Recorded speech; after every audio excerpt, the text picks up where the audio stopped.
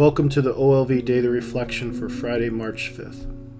Today's first reading comes to us from the 37th chapter of the book of Genesis.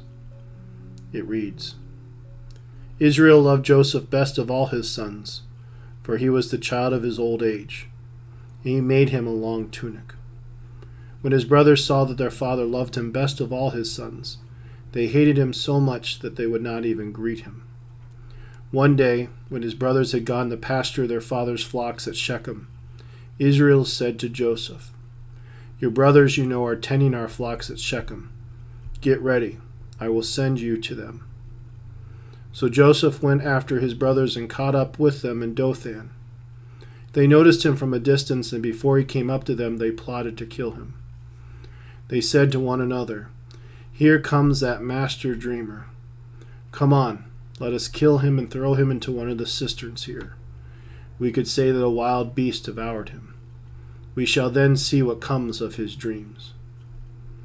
When Reuben heard this, he tried to save him from their hands, saying, We must not take his life.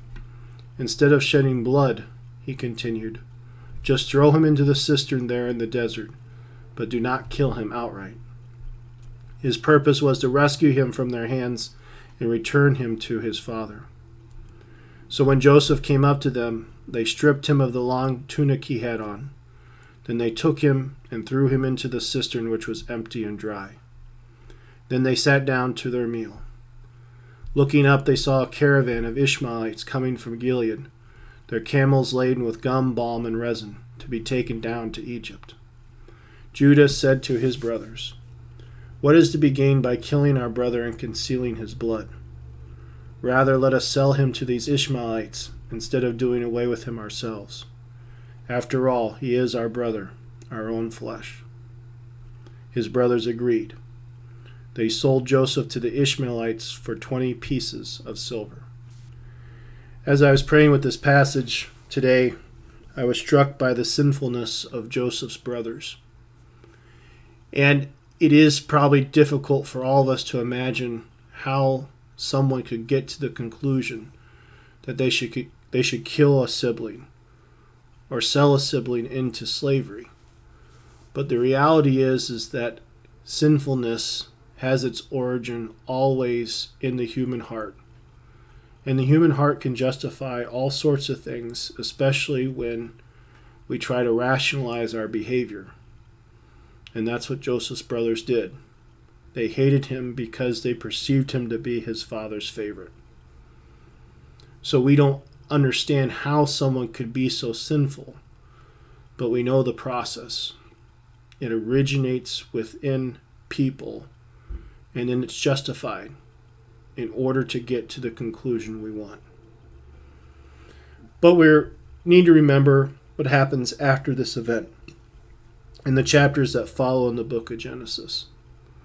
Joseph, who's sold into slavery, is elevated by God's providential care and God's guidance to be a high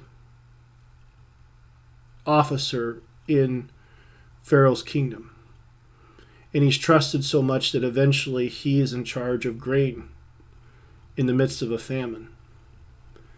So personal sinfulness is transformed by God's grace into an amazing outcome, and one that truly recognizes that no matter what happens in this world, even if personal sinfulness comes to dominate, God's grace and God's mercy can transform it into something good for us. And this reality is important to remember because day after day, we see the evil, we see the sinfulness, we see the struggles out in the world. And maybe we even question God's goodness, God's love, God's mercy. But hopefully this account of Joseph in the desert helps us to remember that personal sinfulness, these difficulties, these struggles, these tragedies are not the final answer. The final answer is God. And God in his grace can transform anything into a source of goodness and a source of salvation for you and me. And that is what happens with Jesus Christ. He, being a victim of violence and a victim of death, is resurrected and transforms an evil into the greatest source of our salvation, the resurrection from the dead. So let this be our hope, let this be our prayer, and let this be our inspiration during this Lenten season. That again, if we look out in the world and see these things and become discouraged, that we just need to remember that God, our all-powerful God, has an answer in His Son Jesus Christ. And we simply just need the faith and also the patience to overcome it. Our Lady of Victory, pray for us.